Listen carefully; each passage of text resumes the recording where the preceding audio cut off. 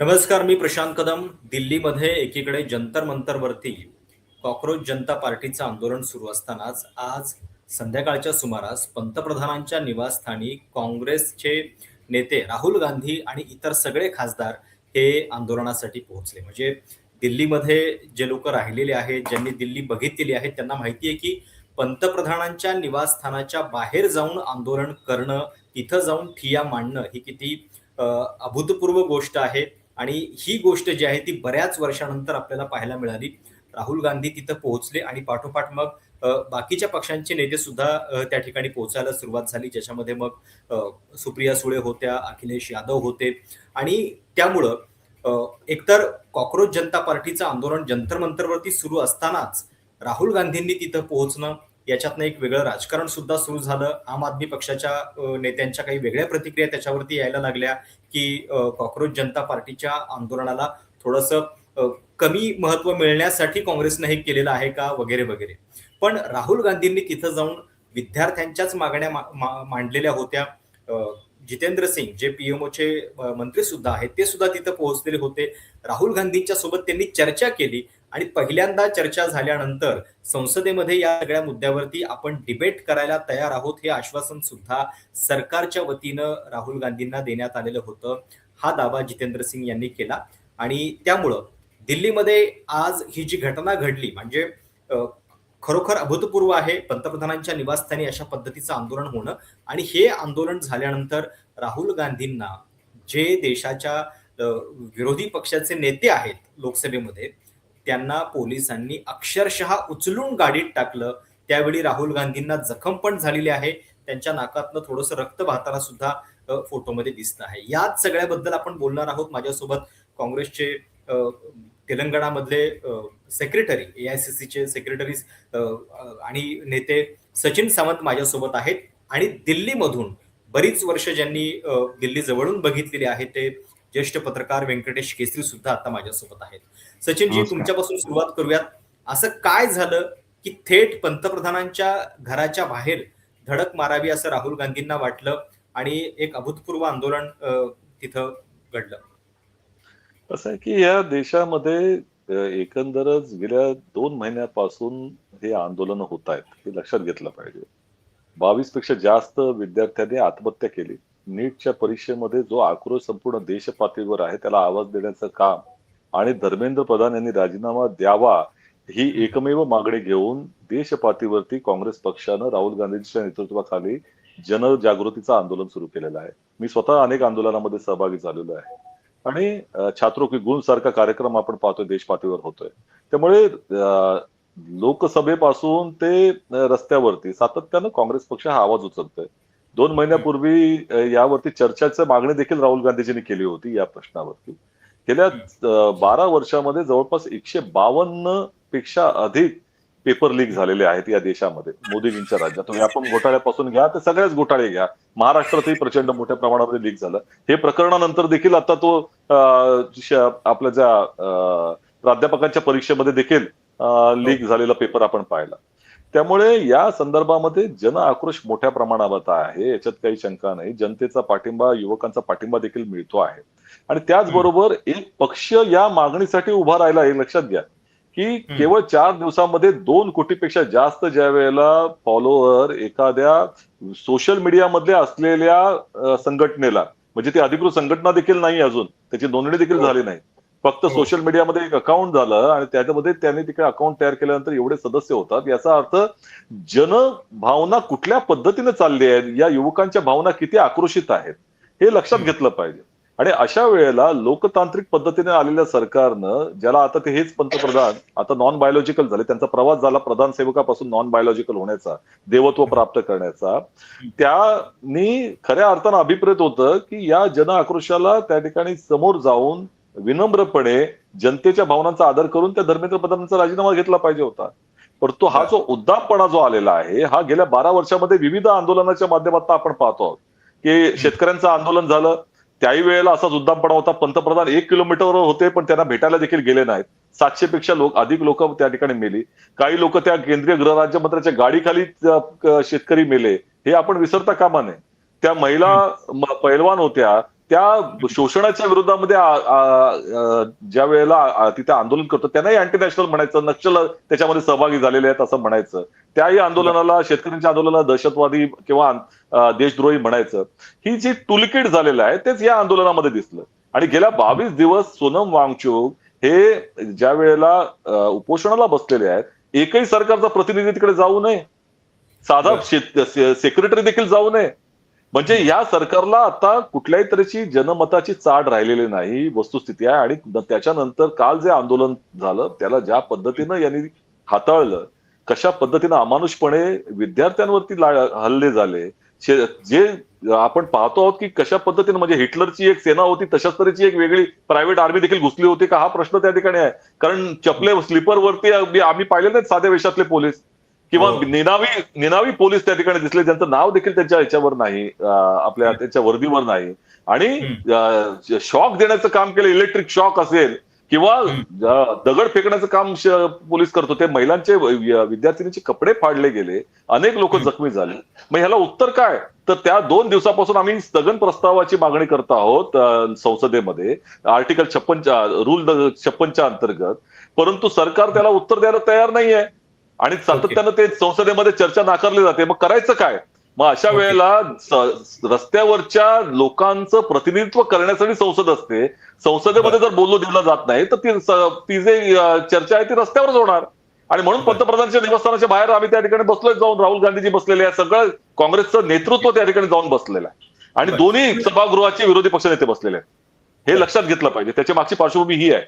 बरोबर. पण ज्या क्षणी राहुल गांधी तिथं पोहोचले त्याच्यानंतर आपमधनं जी रिॲक्शन यायला लागली आणि संजय सिंग यांच्यासारखे नेते की जे एरवी आयडिओलॉजीच्या मुद्द्यावरती बेधडकपणे बोलतात, त्यांच्या ट्विटर हँडलवरनं आलेल्या प्रतिक्रिया म्हणजे अगदी लगेचच त्यांनी असं म्हटलं की सीजेपी के धरने को कमजोर करने के लिए मोदी जी ने राहुल गांधी को अपने आवाज पर धरने पर बिठा दिया.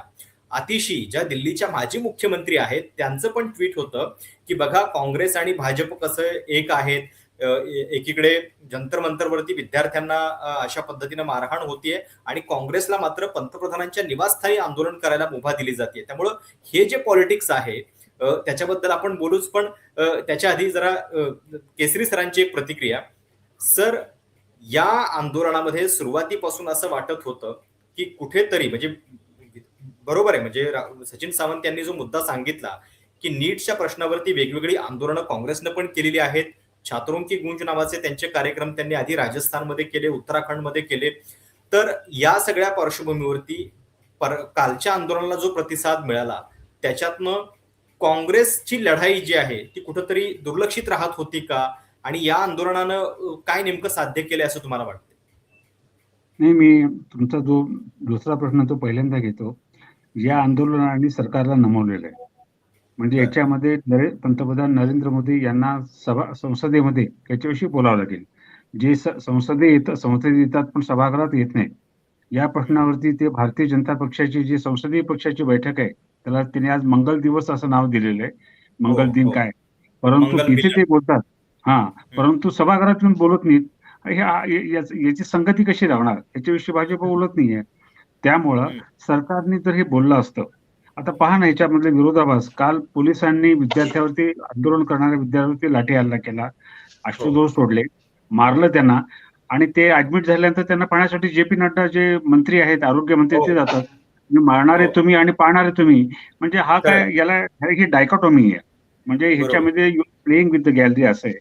दुसरी गोष्ट अशी की राजकीय पक्ष राजकारण करतात. काँग्रेस पक्षाने हा मुद्दा घेतला, अत्यंत चांगली गोष्ट आहे. राहुल गांधीने त्याला नेटाच लावला. परंतु सीजेपी जी कॉक्रोच जनता पार्टी आहे त्यांच्या आंदोलनामध्ये काल 99% विद्यार्थी होते, तरुण होते. असे तरुणांना कुठलाही राजकीय पक्ष भारतातला आपल्या आंदोलनात आणू शकला नाही. या आंदोलनात सीजेपीचं एका अर्थाने हे यश आहे. राहुल गांधी पुढे जाऊन त्यांनी डायरेक्ट पंतप्रधानाला तिथं त्यांच्या आळ्याला हात घातली, हे त्यांचं यश आहे. म्हणजे सर्वसामान्य लोकांना याच्यामध्ये कोण पुढे जाणार कोण मागे जाणार याच्यात इंटरेस्ट नाहीये. दोन्ही म्हणजे सीजेपी हा पक्ष नाही पण त्याने हा मुद्दा लावून धरला. आणि काँग्रेस पक्षाने तो संसदेत मोठा पक्ष आहे, बाहेर राष्ट्रवादी पक्ष आहे, त्यांनी त्याला तो धसास लावण्याचा प्रयत्न केलेला आहे. याचा शेवटी याचा अंत काय होणार, ह्याचा अंत असा आहे की शेवटी सरकारला नमावं लागणार आहे. म्हणजे संजय सिंग हे अत्यंत चांगले प्रभावी वक्ते आहेत. संघटक आहेत, आम आदमी पक्षाचे नेते आहेत. त्यांनी हे म्हणणं बरोबर आहे त्यांच्या दृष्टीने, याच्यासाठी की काही महिन्यात पुढे पंजाबमध्ये विधानसभेच्या निवडणुका होणार आहेत आणि आम आदमी पार्टी सत्तेत आहे, त्यांचा आणि काँग्रेसचा मुकाबला होणार आहे. म्हणजे ते काही इंडिया ब्लॉकमध्ये आम आदमी पक्ष नाहीये. जसं बरोबर. काँग्रेसने दिल्लीमध्ये त्यांच्या विरोधात हे दिले, कॅन्डिडेट दिले, त्याप्रमाणे हो. प्रत्येक राजकीय पक्ष त्याची भूमिका घेत असतो. सर्वसामान्य लोकांना पक्षी राजकारणापेक्षा त्यांचा प्रश्न कुठे ना कुठे वरपर्यंत नेला जातो, ते सर्वसामान्य लोकांना आवडतं. बाकीचं राजकारण हा वेगळा भाग आहे. बरं. विशाल. पण म्हणजे अशा मुद्द्यावरती राजकारण होणं आणि इतक्या तातडीनं ते पण म्हणजे इकडे तिथे ते बाहेर बसलेले आहेत, अजून पोलिसांची रिॲक्शन पण आलेली नाहीये, त्याच्या आधी आम आदमी पक्षाच्या लोकांच्या रिॲक्शन्स यायला लागल्या आणि कसं तुम्ही आंदोलन कमजोर करताय वगैरे. बरं, हे जर समजा म्हणजे इतर कुठल्या मुद्द्यावरती असतं की जो पूर्णपणे पॉलिटिकल मुद्दा आहे तर आपण एक वेळ समजू शकलो असतो. इथं प्रश्न विद्यार्थ्यांचा आहे, जी पार्टी सुद्धा नाहीये, केवळ त्यांच्या नावात पार्टी आहे, ते जेव्हा आंदोलन करतायत तेव्हा अशा पद्धतीची रिॲक्शन येणं हे बरोबर नाहीये. म्हणजे आम आदमी पक्षांनी या पद्धतीनं रिॲक्ट होणं हे म्हणजे आपण सर्वसामान्य जे लोक आहोत ते म्हणजे त्याला ते मानवणार नाहीये. तुमचं राजकारण तुम्ही काय करायचं ते करा, परंतु हा विद्यार्थ्यांचा प्रश्न आहे. साधारणतः 22 लाख पेक्षा जास्त विद्यार्थ्यांचा प्रश्न आहे आणि तो प्रश्न सर्वच विरोधी पक्ष धसाच लावतात, रेटतात, सरकारवरती दबाव आणतात आणि त्या शिक्षण मंत्री धर्मेंद्र प्रधान यांचा राजीनामा मागतात. काल लाठी हल्ला झाला तर अमित शहा यांनी निवेदन करावं अशी मागणी करतात.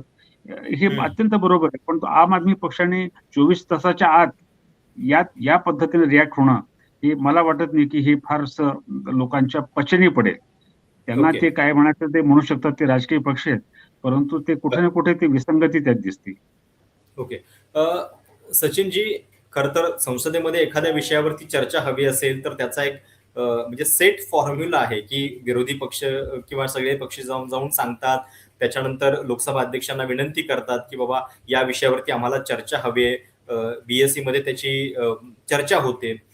आता जर रस्त्यावरती असं येऊन आंदोलन करावं लागत असेल आणि ते देखील थेट पंतप्रधानांच्या निवासस्थानाच्या बाहेर, तिथे जितेंद्र सिंग आले होते, त्यांनी चर्चा केली, होम सेक्रेटरींनी सुद्धा तिथं तातडीनं दखल घेतली, तर हा जो एक पॅटर्न पडत चाललेला आहे की संसदेतल्या गोष्टी चर्चा करणं ह्याच्यामध्ये असं काय अवघड आहे की ज्याच्यासाठी आंदोलन करण्याची वेळ यावी. तर म्हणजे चर्चा होईल का आणि पुढे जाऊन धर्मेंद्र प्रधान यांचा राजीनामा तो या सरकारमध्ये होईल का? तुमची काय त्याच्याबद्दल प्रतिक्रिया? नाही, पहिली गोष्ट मी मगाशी जो प्रश्न विचारला होता त्याच्यावरनं सुरुवात करतो. आम आदमी पक्षानं ज्या पद्धतीची भूमिका घेतली, मला असं वाटतं की ते संकुचित विचारांचं राजकारण आहे, अत्यंत दुर्दैवी आहे. कारण काल म्हणजे ज्या पद्धतीने आता केसरी साहेब देखील म्हणाले, हा जो काही पक्ष नाहीये सीजेपी, हा कुठल्याही तऱ्हेचा राजकीय पक्ष नाही, हा एक सोशल मीडियावरचं एक आंदोलन आहे. आणि काल ज्या वेळेला सातत्यानं म्हणजे परवापासून ज्या विचारणा केली जात होती माध्यमांकडनं किंवा तिथल्या लोकांनाही विचारणा केली होती की काँग्रेस पक्ष तिकडे का नाही गेला, काँग्रेसचे नेते तिथे का नाही गेले, खऱ्या अर्थानं पाहायचं झालं तर आमचे तिथलं जेवण देखील देण्याची व्यवस्था ही काँग्रेस पक्षाने केलेली आहे आणि त्यामुळे लोकांची सेवामध्ये आम्ही तिथे करत आहोत.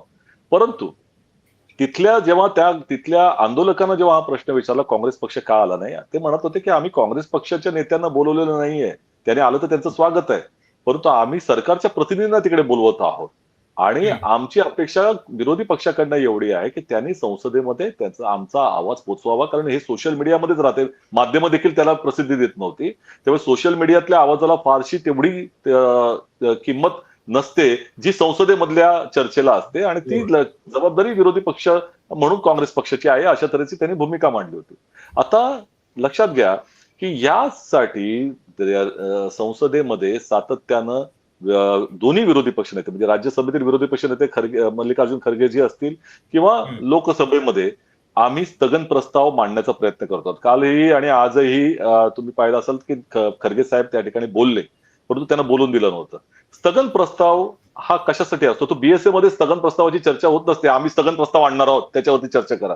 स्थगन प्रस्ताव असा असतो की त्याच्या अंतर्गत संविधानामध्ये भूमिका अशी असते की तुम्ही जे चाललेलं आताचं जे कामकाज आहे ते असा विषय आलेला आहे संसदेबाहेर की ज्याची चर्चा होणं अत्यंत आवश्यक आहे, त्यामुळे हे जे कामकाज आहे ते बाजूला ठेवावं आणि त्याची चर्चा करावी. त्यासाठी स्थगन प्रस्ताव असतो. आणि आर्टिकल 56च्या अंतर्गत ज्या वेळेला त्या ठिकाणी असते त्याची वोटिंग देखील होते त्याच्यावरती. म्हणजे निरपेक्ष पद्धतीने त्याच्यावर चर्चा झाली पाहिजे आणि सरकारच्या माध्यमातून जे लोक त्याबद्दल बोलू इच्छितात, त्याचा विरोध करू इच्छितात, त्यांना देखील ती मुभा दिली पाहिजे, अशा तऱ्हेची त्याच्यामागची भूमिका असते. परंतु ती सरकारला मान्य नाही. प्रामाणिकपणे जर त्या ठिकाणी सरकारची भूमिका असती या विषयावरची, तर त्यांनी पहिल्या सुरुवातीलाच येऊनच निवेदन केलं असतं. त्याला विधेयकांची आवश्यकता नव्हती एवढी. कधीही निवेदन सरकार करू शकतं आणि या चर्चेला तोंड देखील दिलं असतं. कारण या संसदेतल्या चर्चेच्या माध्यमातून संपूर्ण देशातल्या जनतेला मेसेज देता आला असता सरकारला. दुसरीकडे आज एनडीएच्या बैठकीमध्ये पंतप्रधान जेव्हा म्हणतात की हे महापाप झालेलं आहे, तर महापापाला देखील उत्तर तुम्ही देत नाही, यापेक्षा काय असणार.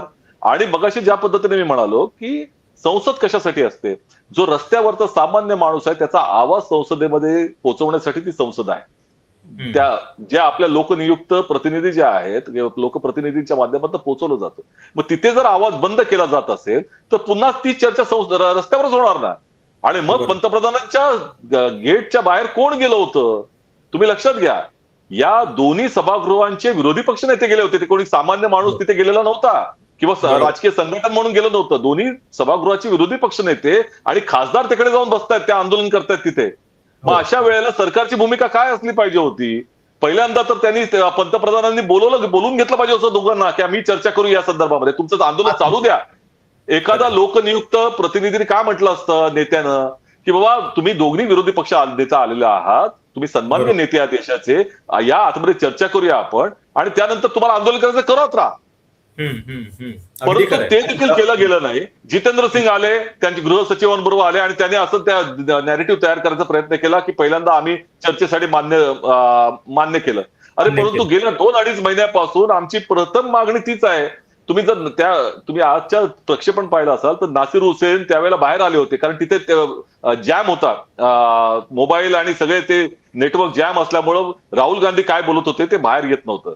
परंतु काँग्रेसचे खासदार आणि पक्षाचे नेते नासिर हुसेन बाहेर आले होते. त्यावेळेला माध्यमांनी त्यांना विचारलं की तुमच्या मागण्या काय आहेत. त्यावेळेला त्यांनी सांगितलं की नासिर हुसेनने पहिली मागणी धर्मेंद्र प्रधानांचा राजीनामा.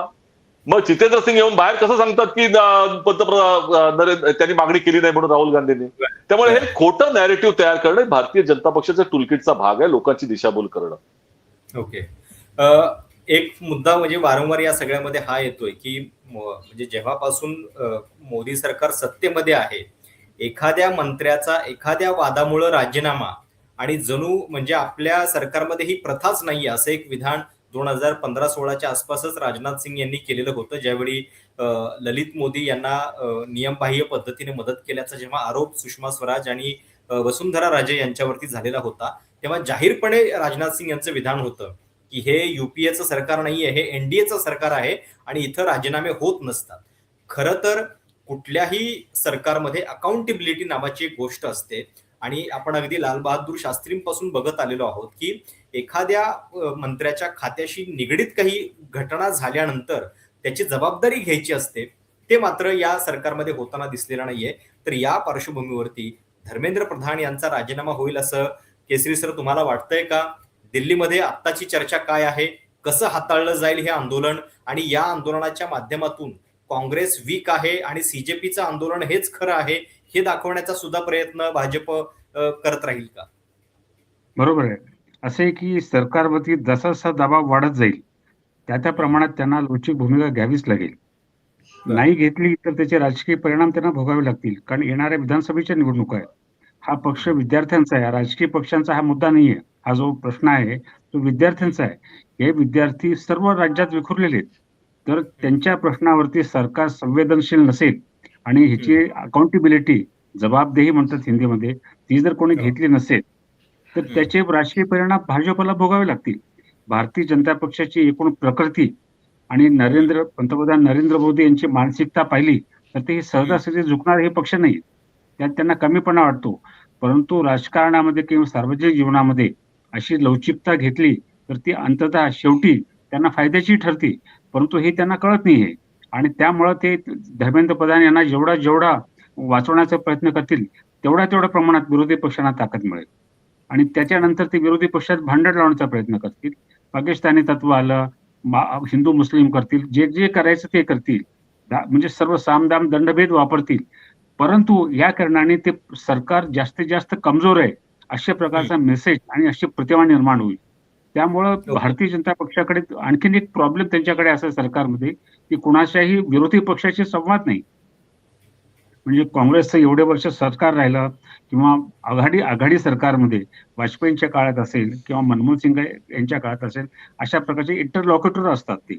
म्हणजे ते विरोधी बरोबर. पक्षाशी तुम्ही विरोध करा, तुमच्या भूमिका आहेत, परंतु त्यांच्यामध्ये कुठे ना कुठे एक डायलॉगचं चॅनल प्रस्थापित झालेलं असतं. या बरोबर. सरकारमध्ये ते नाही आणि जे कोणी येतं ते अंगावर धावून आल्यासारखं करतात. त्यामुळं ह्याचे परिणाम म्हणजे लोक असं म्हणत होते आज दिल्लीमध्ये, की मोदी यांनी ह्यांचा राजीनामा घेऊच नाही. त्यामुळे काँग्रेसला बळ मिळेल. त्यामुळे विरोधी पक्षांना बळ मिळेल. त्यामुळे सीजेपीला बळ मिळेल. त्यांनी राजीनामा बर. घेतला तर यांचा इश्यू संपून जाईल. त्यामुळं ओके. आता हे काय होतं माहिती नाहीये. आता उद्या बर. आता आजच सांगतो, आज राहुल गांधी यांच्या नेतृत्वाखाली एक शिष्टमंडळ ओम बिर्ला यांना भेटलं, लोकसभेचे सभापती, अध्यक्ष. हो. तर ओम बिर्लांनी त्यांना असं सांगितलं, की ह्याचा निर्णय, चर्चेचा निर्णय हा मी घेऊ शकत नाही, सरकारने घेतला पाहिजे, कारण त्यांना त्याच्याविषयी उत्तर द्यावं लागतं. म्हणजे बरोबर. सरकारचा मी फक्त हाऊस सुचारू पद्धतीने चालू दाखवू शकतो. म्हणजे सरकार जर घेणार नसेल तर स्पीकर काहीही करू शकणार नाही. त्यांना आपण किती घोड्यावर बसवलं तरी त्यांच्या हातात तो निर्णय नाहीये. विरोधी पक्षांनी प्रश्न उपस्थित केल्यानंतर उत्तर सरकारला द्यावं लागतं. त्यामुळे हे वाढत जाणार आहे आणि पाहायचं काय होतं. पण तो असे प्रकार अनेक इतिहासात झालेले आहेत. तर ह्याच्याकडनं त्यांनी काही धडा नाही घेतला तर त्याचे त्यांना परिणाम भोगावे लागतील. बर. सचिनजी, तुमची काय प्रतिक्रिया आहे? धर्मेंद्र प्रधान यांचा राजीनामा सरकारला घ्यावा लागेल का?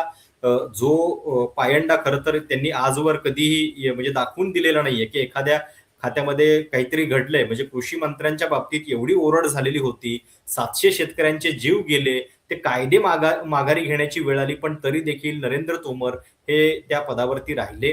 तर धर्मेंद्र प्रधान यांचं नेमकं काय होईल? केसरी साहेब काय म्हणाले मला ऐकायला आलेलं नाही, परंतु बर.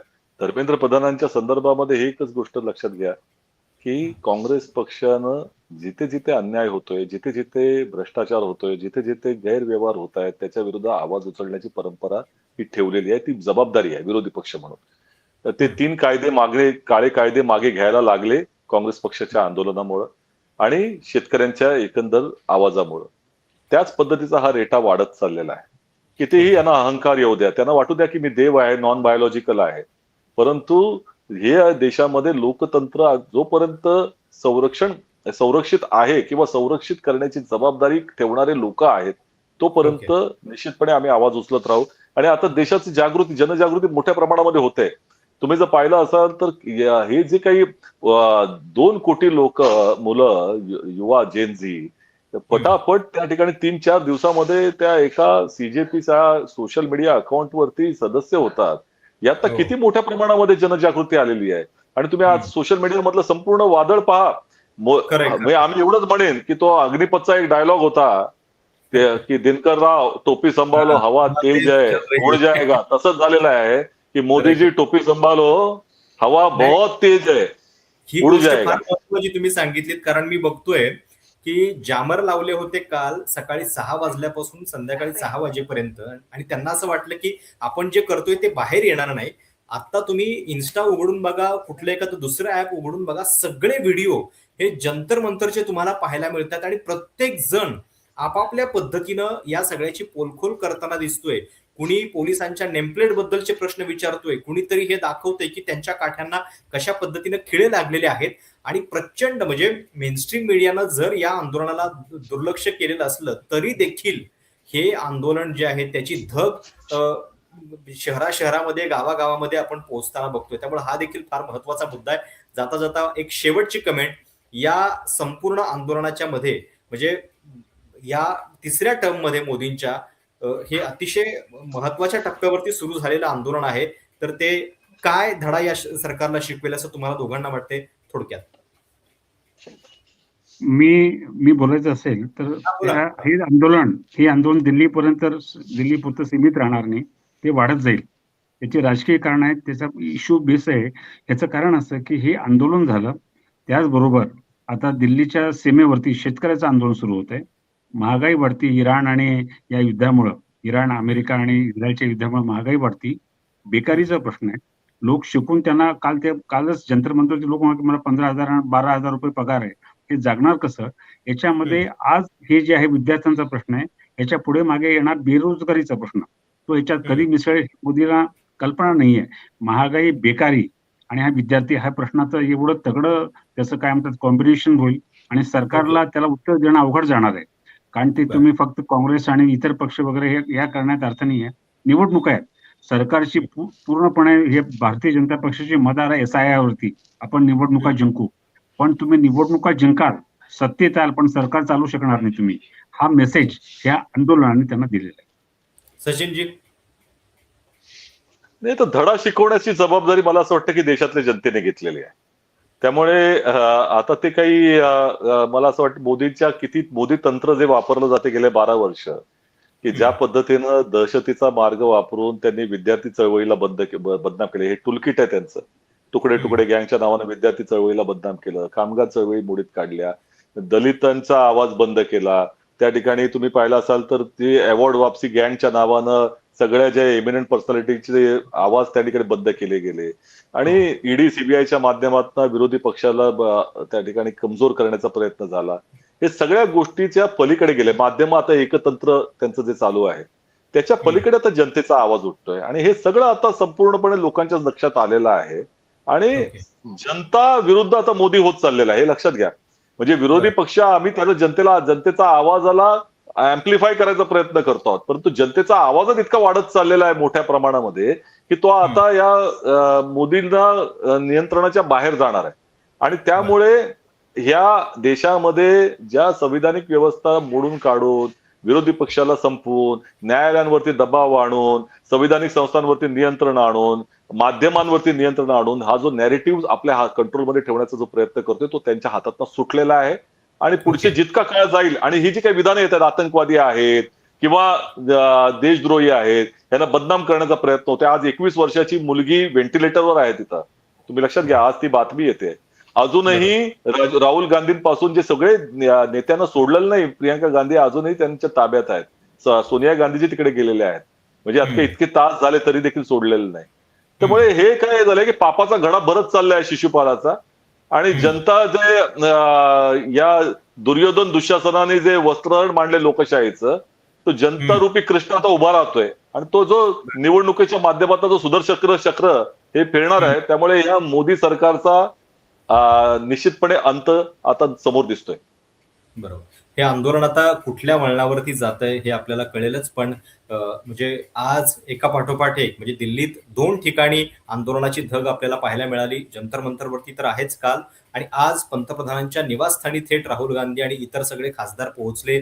सचिनजी जसं सांगत होते की लोकसभेचे विरोधी पक्षनेते आणि राज्यसभेचे विरोधी पक्षनेते संसद सुरू असताना रस्त्यावरती आंदोलन करतायत चर्चेच्या मागणीसाठी.